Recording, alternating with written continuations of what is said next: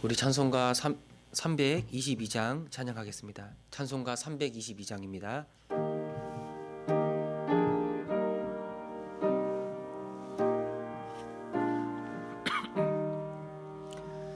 세상의 헛된 신을 버리고 하나님 이름 높여 기리세 온전한 백성 모두 나와서 다같이 하나님만 섬기세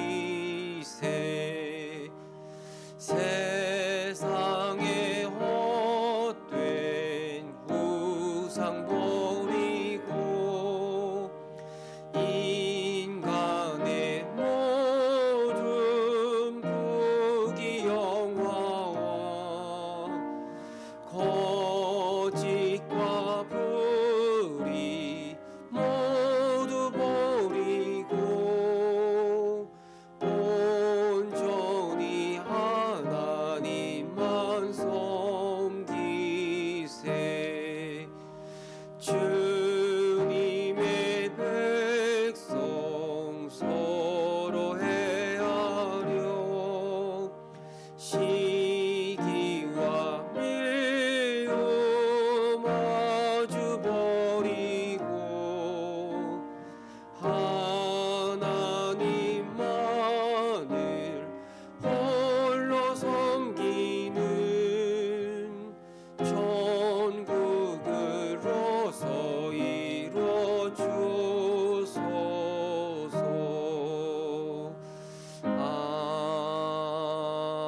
아멘. 세상의 헛된 신을 버리고 세상의 헛된 우상을 버리고 모든 교만과 모든 어리석음과 모든 시기와 미움을 버리는 것, 이 말씀은, 이 찬양은 물론 믿지 않는 사람들에게 하는 말씀이기도 하지만 하나님의 백성, 주님의 몸된 교회라고 말하는 우리들에게도 하는 말씀이라고 생각할 수 있습니다.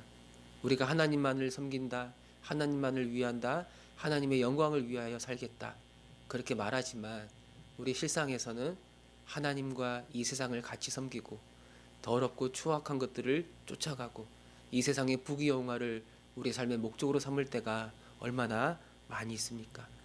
하나님, 우리의 마음을 깨끗게 하여 주시고 새롭게 하여 주셔서 이 세상의 헛된 것들을 다 버리고 오직 주님만을 높이며 오직 주님만을 위하여 살아가는 그런 하나님의 자녀들이 되게 하여 주옵소서.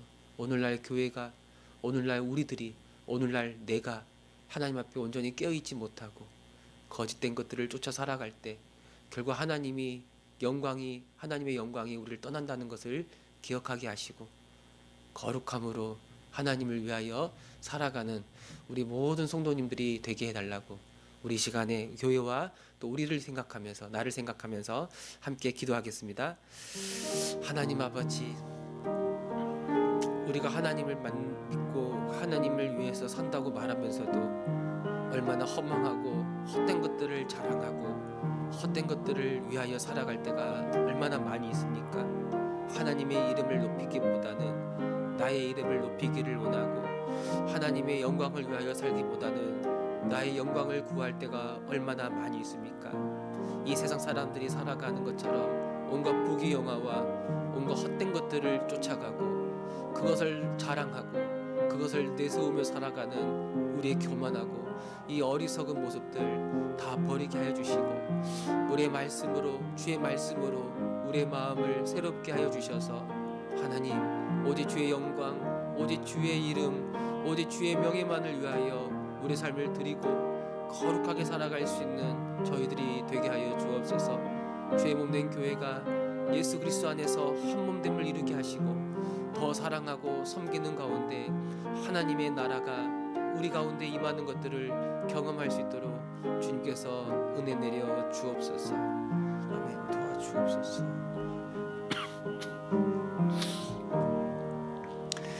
하나님 아버지, 아마 우리가 하나님을 믿고 주님을 믿고 주님의 나라와 영광을 위하여 우리 삶을 드리겠습니다.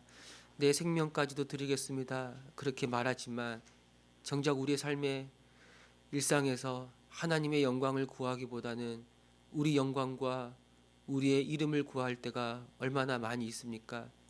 이 세상의 부귀영화를 쫓아가고 그것을 자랑하고 때론 그것이 없을 때 하나님께 불평하고 원망하며 그것을 가진 세상 사람들을 부러워하는 것이 우리의 모습임을 다시 보게 됩니다. 허망하고 헛된 것 다 내려놓게 해 주시고 정말 우리 마음 중심에 하나님만 가득하게 해 주셔서 오직 주의 영광, 오직 주의 나라를 위해서 우리 삶을 드리며 살게 하여 주옵소서.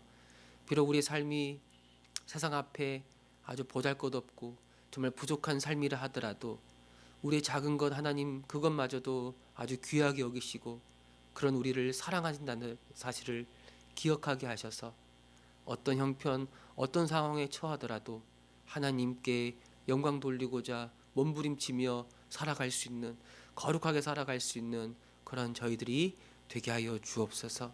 그렇게 저희들을 인도해 주실 줄을 믿습니다. 감사드리며 우리 주 예수 그리스도의 이름으로 기도합니다. 아멘. 말씀 보겠습니다. 사무엘하, 우리 사무엘상 이어서 바로 사무엘하로 가겠습니다. 사무엘하 1장 1절에서 16절 말씀 보겠습니다. 1절에서 16절 말씀 우리 한 절씩 교독하겠습니다. 사울이 죽은 후에 다윗이 아말렉 사람을 쳐 죽이고 돌아와 다윗이 시글락에서 이틀을 머물더니 사흘째 되는 날에 한 사람이 사울의 진영에서 나왔는데 그의 옷은 찢어졌고 머리에는 흙이 있더라. 그가 다윗에게 나와 땅에 엎드려 절하매 다윗이 그에게 묻되 너는 어디서 왔느냐 하니 대답하되 이스라엘 진영에서 도망하여 왔나이다 하니라. 다윗이 그에게 이르되 일이 어떻게 되었느냐 너는 내게 말하라. 그가 대답하되 군사가 전쟁 중에 도망하기도 하였고 무리 가운데에 엎드려져 죽은 자도 많았고 사울과 그의 아들 요나단도 죽었나이다 하는지라. 다윗이 자기에게 알리는 청년에게 묻되 사울과 그의 아들 요나단이 죽은 줄을 내가 어떻게 아느냐. 그에게 알리는 청년이 이르되 내가 우연히 길보아 산에 올라가 보니 사울이 자기 창에 기대고 병거와 귀병은 그를 급히 따르는데 사울이 뒤로 돌아 나를 보고 부르시기로 내가 대답하되 내가 여기 있나이다 한즉 내가 이르되 너는 누구냐 하시기로 내가 그에게 대답하되 나는 아말렉 사람이니이다 한즉 또 내게 이르시되 내 목숨이 아직 내게 완전히 있으므로 내가 고통 중에 있나니 청하건대 너는 내 곁에 서서 나를 죽이라 하시기로 그가 엎드려진 후에는 살 수 없는 줄을 내가 알고 그의 곁에 서서 죽이고 그의 머리에 있는 왕관과 팔에 있는 고리를 벗겨서 내 주께로 가져왔나이다 하니라. 이에 다윗이 자기 옷을 잡아 찢음에 함께 있는 모든 사람도 그리하고 사울과 그의 아들 요나단과 여호와의 백성과 이스라엘 족속이 칼의 죽음으로 말미암아 저녁 때까지 슬퍼하여 울며 금식하니라. 다윗이 그 소식을 전한 청년에게 묻되 너는 어디 사람이냐 대답하되 나는 아말렉 사람 곧 외국인의 아들이니이다 하니 다윗이 그에게 이르되 네가 어찌하여 손을 들어 여호와의 기름 부음 받은 자 죽이기를 두려워하지 아니하였느냐 하고 다윗이 청년 중 한 사람을 불러 이르되 가까이 가서 그를 죽이라 하매 그가 치매 곧 죽으니라. 다윗이 그에게 이르기를 내 피가 내 머리로 돌아갈지어다 내 입이 내게 대하여 증언하기를 내가 여호와의 기름 부음 받은 자를 죽여노라 함이니라 하였더라. 아멘.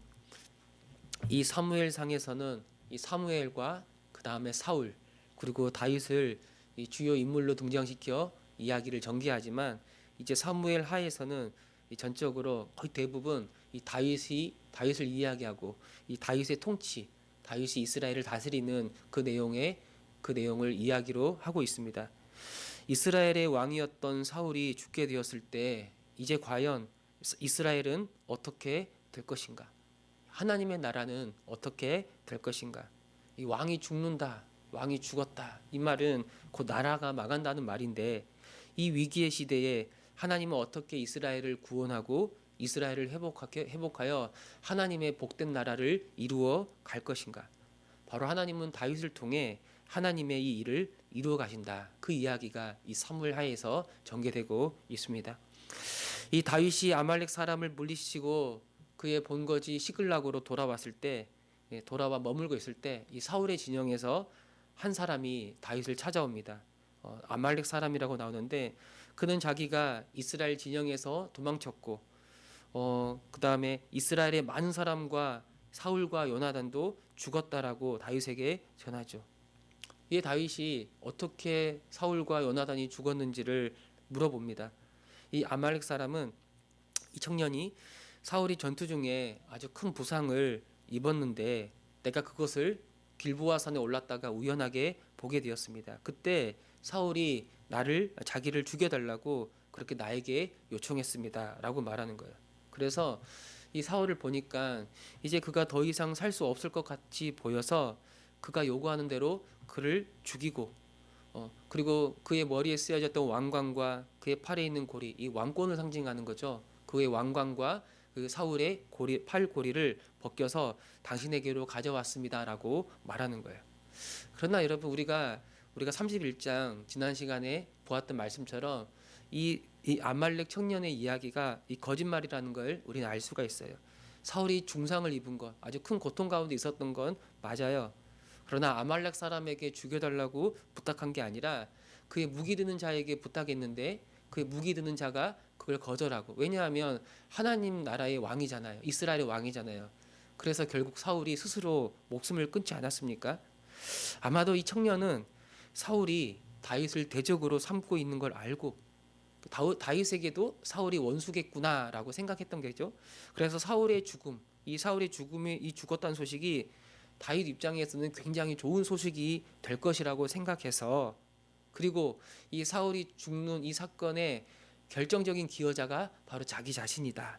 그러면 이걸 다 이야기하면, 그리고 심지어 이 사울의 왕관과 사울의 그 팔찌까지도 다 가져오지 않았습니까? 그러면 자기에게 다윗이 정말 큰 상을 베풀어 줄 것이라고 생각해서 이렇게 거짓말을 하고 다윗을 찾아온 거라고 우리는 생각할 수가 있어요.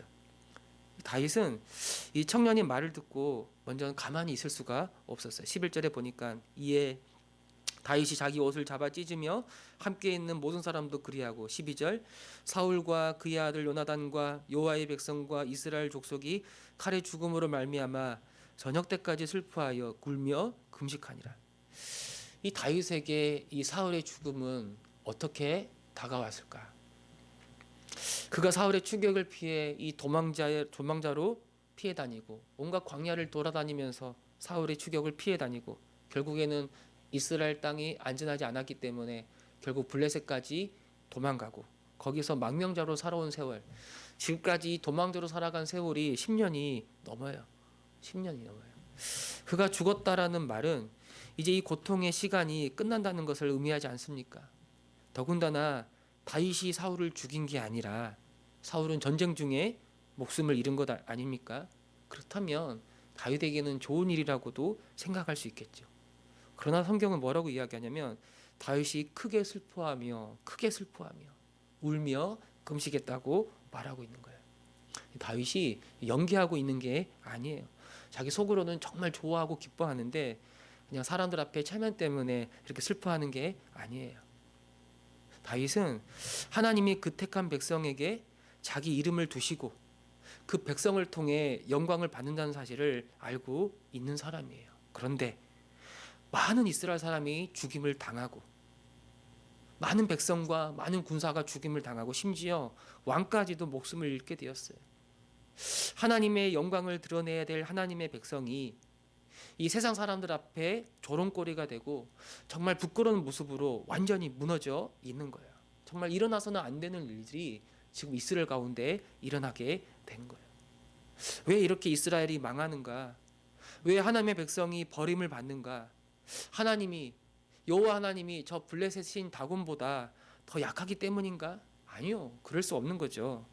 이스라엘이 이 전쟁에 패배하고 심지어 이스라엘의 왕까지도 죽게 된 것은 결국 하나님이 그들을 떠난 것이지 않습니까?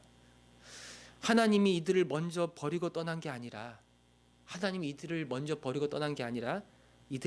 이스라엘이 이 왕이 하나님을 떠나고 하나님을 먼저 버렸기 때문에.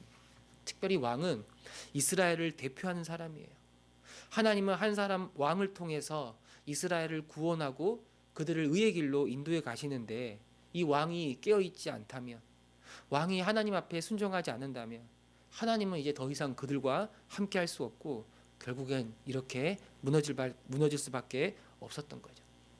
여러분, 하나님의 이 영광을 생각한다면 하나님의 백성이 이렇게 비참한 모습으로 무너질 수는 없어요. 이 사울의 죽음, 나라의 죽음, 이 사울의 죽음은 나라가 죽고 나라가 망한 것과 같은 일이지 않습니까? 그러나 하나님을 떠났다면, 사울과 그 백성이 하나님을 떠났다면, 아무리 겉으론 하나님의 백성이라고 말하더라도, 우리가 이스라엘이라고 말하더라도 더 이상 하나님의 백성이 될 수가 없는 거예요. 하나님의 영광이 그들과 함께 할 수가 없는 거예요. 오늘 우리는 어떻습니까? 오늘 이 시대 역시 하나님의 말씀과 이 복음의 진리에 귀를 기울이지 않는 그런 시대이지 않습니까? 하나님을 떠난 시대이지 않습니까? 교회가 이 어두운 세상에 빛과 소금의 역할을 감당하면서 하나님의 그 영광과 하나님의 그 거룩하심을 드러내야 하는데, 오히려 이 세상의 수치와 이 세상의 조롱의 대상이 되고 있는 그런 시대이지 않습니까? 왜 이런 부끄러운 일들이 오늘날 한국 교회 안에서 또 우리들 안에서 일어나고 있는가? 우리가 하나님의 말씀을 떠나고 주의 말씀에 귀를 기울이지 않고, 그리고 하나님을 두려워하지 않기 때문이라고 말할 수가 있는 거예요. 거룩한 삶의 열매, 우리 삶의 거룩함의 열매는, 그 열매가 나타나지 않는 것은 다른 이유가 있는 게 아니에요. 우리가 하나님의 말씀에 귀를 기울이지 않고 그 앞에 엎드리지 않고 이 복음의 진리로부터 우리가 떠났기 때문에, 하나님을 하나님으로 인정하지 않고 우리 스스로 주가 되어 살아가는 그 자기중심성, 결국 사울의 길을 걸어가는 것.